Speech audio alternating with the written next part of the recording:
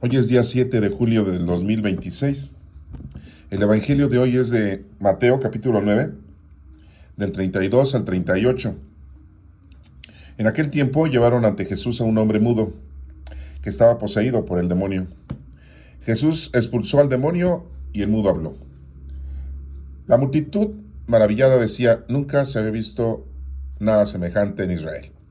Pero los fariseos decían: expulsa a los demonios con autoridad del príncipe de los demonios. Jesús recorrió todas las ciudades y los pueblos enseñando en las sinagogas, predicando el evangelio del reino y curando toda enfermedad y dolencia. Al ver las multitudes se compadecía de ellas porque estaban extenuadas y desamparadas, como ovejas sin pastor. Entonces dijo a sus discípulos: la cosecha es mucha y los trabajadores pocos. Rueguen por lo tanto al dueño de la mies que envíe trabajadores a sus campos. Esta es palabra de Dios. Honor y gloria a ti, Señor Jesús. El Evangelio de Mateo, su nombre es Leví, capítulo 9 del 32 al 38, nos dice lo siguiente: que le llevan a Jesús a un hombre mudo. El mudo pudo haber ido caminando él solo en busca de nuestro Señor Jesucristo, pero lo llevan, ¿sí? Principalmente pues gente que había seguido a Jesucristo, discípulos. No los 12 apóstoles, pero sí los discípulos de Cristo. Han de haber dicho: vamos con el maestro para que te cure. Pero aquí hay algo importante. Su mudez no era una mudez normal. Sí, porque podremos decir no hablaba por algún problema de salud. Dice aquí que estaba poseído por el demonio. Aquí eso no lo menciona, no sabemos exactamente cómo ellos identifican que estaba poseído por el demonio, por eso no hablaba, porque a lo mejor no estaba poseído por el demonio. Pero aquí si Mateo nos está diciendo que estaba poseído por el demonio, alguna razón, alguna característica debería de haber tenido este personaje para decir que estaba poseído por el demonio. Entonces su mudez no era una mudez de salud física, sino de salud espiritual. El demonio se había apoderado de esa persona y no lo dejaba hablar. Posiblemente era una persona que amaba a Dios, predicaba la palabra de Dios, se conducía de una manera correcta y el maligno lo cayó. Sí, porque si el individuo hubiera estado diciendo mentiras, levantando falsos, exagerando, ¿sí? Hubiera estado diciendo cosas para poder causar el daño al prójimo, ¿ustedes creen que el demonio lo iba a callar? Pues no, ¿verdad? Es más, hasta fuerza le iba a dar para que siguiera haciendo el mal. Todo esto es importante que lo analicen, hermanos, ¿eh? Porque muchas veces leemos la Sagrada Escritura de una manera lineal, literal, y ya, así nos quedamos. No, el porqué de las cosas es importante. El razonar las cosas es importante. El hacernos preguntas de estos sucesos es importante. Escudriñar. Por eso les digo que la Sagrada Escritura se lee. Sí, pero hay que estudiarla. Hay que investigarla. Hay que entenderla. Y interpretarla. Y al final, llevarla a cabo. ¿Se dan cuenta de todo lo que les acabo de mencionar? A ver, cuéntenle. Leerla. Estudiarla. Investigarla. Entenderla, interpretarla y llevarla a cabo. Sí, porque hay gente que dice: no, yo ya leí las Sagradas Escrituras del pie a pa, los 73 libros, ¿no? Del canon largo. Otros dirán: no, pues yo leí los 66 libros del canon corto. Sí, porque los del canon corto les faltan 7 libros del Antiguo Testamento. No los aceptan porque dicen que están escritos en otro idioma. No están escritos en hebreo. Bueno. Y dicen: ya los leí, ya los entendí. Sí. Sí, ya sé que hay libros históricos, hay libros proféticos, hay libros didácticos y tienen diferente información. También sé que ya los leí y entiendo que no todo lo que dice la Sagrada Escritura es palabra de Dios. Hay partes en donde habla Dios. Pero lo han leído, sí, pero a lo mejor no lo han estudiado, no lo han investigado, por lo tanto no lo han entendido y mucho menos lo han interpretado. Bueno, pues aquí estamos tratando de hacerlo así. Le llevan a Jesús a un hombre. Ya están haciendo la caridad de esa gente. Es lo que debemos de hacer nosotros. llevar al que no está cerca de Dios con Cristo, para que lo conozca, con la palabra, con el ejemplo, con el apoyo, con las obras de caridad.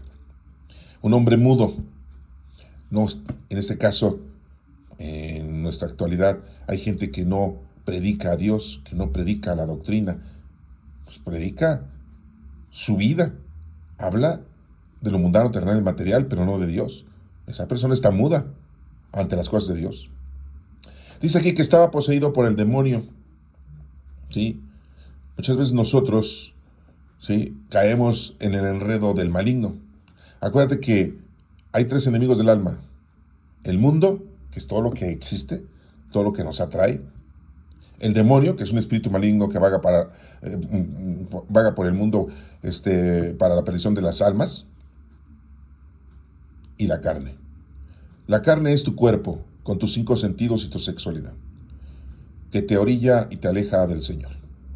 Y aquí estamos viendo que estaba poseído por el demonio. Como les vuelvo a reiterar, no nos menciona cómo lo identifican, pero ya les estoy diciendo que a lo mejor era una persona que amaba a Dios, predicaba a Dios, hacía las cosas benévolas y daba la verdad. Y por eso el demonio lo cayó. Jesús expulsó al demonio y el mudo habló. No nos dice cómo lo expulsó, simple y llanamente, vámonos. Acuérdense que nuestro Señor Jesucristo, ¿sí?, en otras ocasiones vemos que le dicen los demonios, que estaba ahí en una ciudad de Galiara, y que le dijo, ¿qué?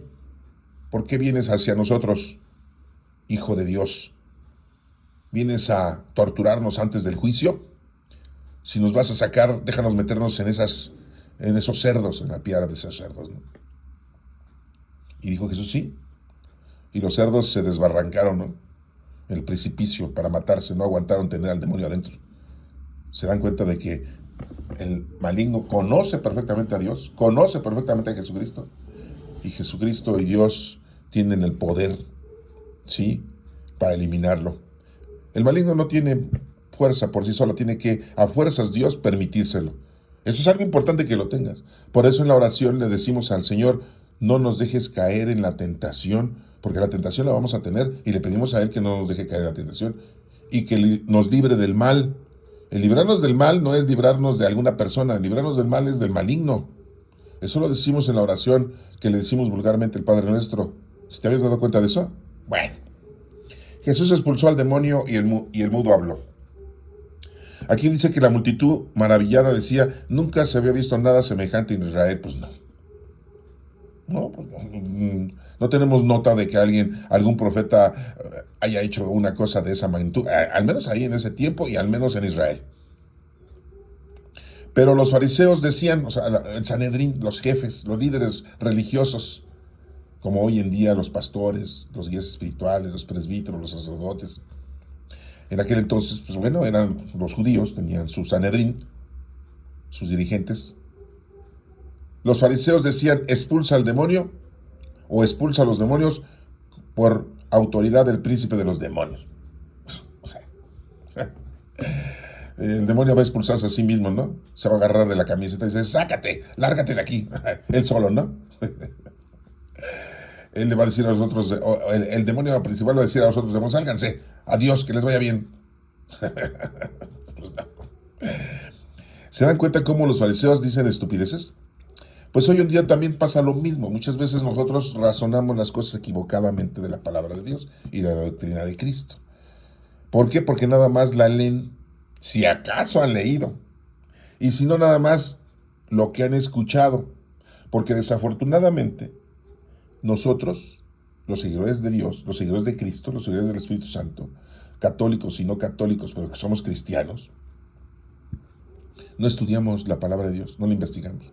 Nos quedamos con lo que nos cuentan nuestros abuelos, nuestros papás o la gente en general, con costumbres, tradiciones, ¿sí?, supuestos, ¿sí?, dichos, y que no están escritos en la Biblia. Bueno, seguimos adelante. Dice aquí, Jesús recorría todas las ciudades y los pueblos, enseñando en las sinagogas, predicando el evangelio del reino, curando toda enfermedad y dolencia. ¿Se dan cuenta? Nuestro Señor Jesucristo no solo vino a darles de comer, no solo vino a enseñarles la doctrina, sino también a curarlos de toda dolencia, de toda enfermedad.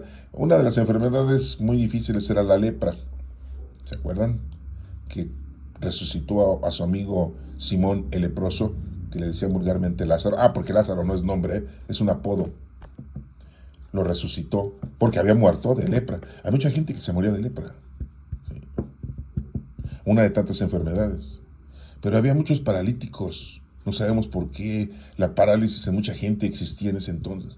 Hay mucha ceguera en aquel entonces. Hoy sabemos que pues, la gente empieza a quedarse ciega por alguna razón. ¿Sí? Digo, ahorita no voy a especificar todas las posibilidades de por qué la gente se queda ciega, ¿no? ¿Sí?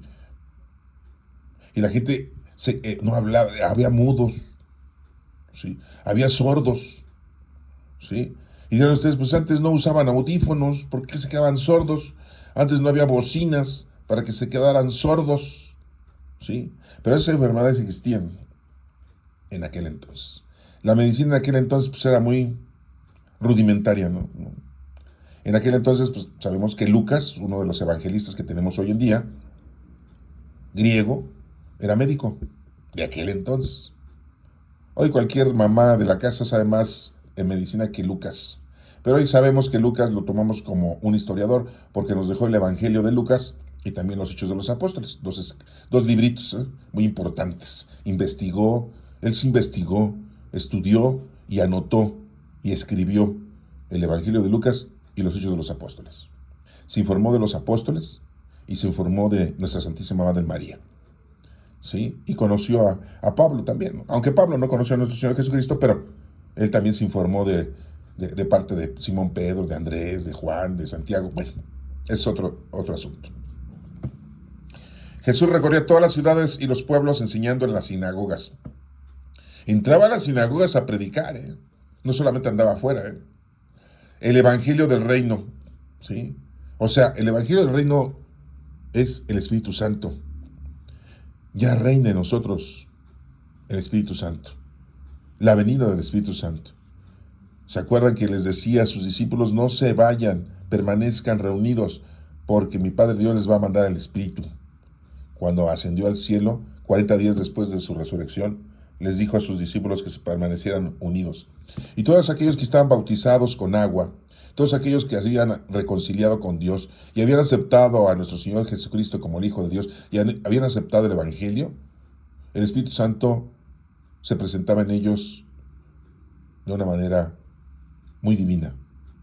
Y esto pasó 10 días después de su ascensión de nuestro Señor Jesucristo, o sea, 50 días después de la resurrección de nuestro Señor Jesucristo.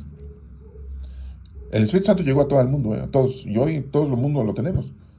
Quieras o no, si no lo quieres, pues ahí lo tienes, ¿sí? Bueno. Al ver a las multitudes se compadecía de ellas porque estaban extenuadas y desamparadas, dice, como ovejas sin pastor. Entonces dijo a sus discípulos, la cosecha es mucha y los trabajadores pocos. Se necesitaba mucha gente que llevara la palabra de Dios a todo el rincón del planeta. Y por eso nuestro Señor tuvo 12 apóstoles, enviados. Acuérdense que un discípulo es el que escucha y obedece, un discípulo. Pero un apóstol es el enviado, el que ya lleva el trabajo. Y ya va, sobres, ¿sí? No nada más escuchó y entendió. Sí, hermanos, porque vuelvo a reiterarles.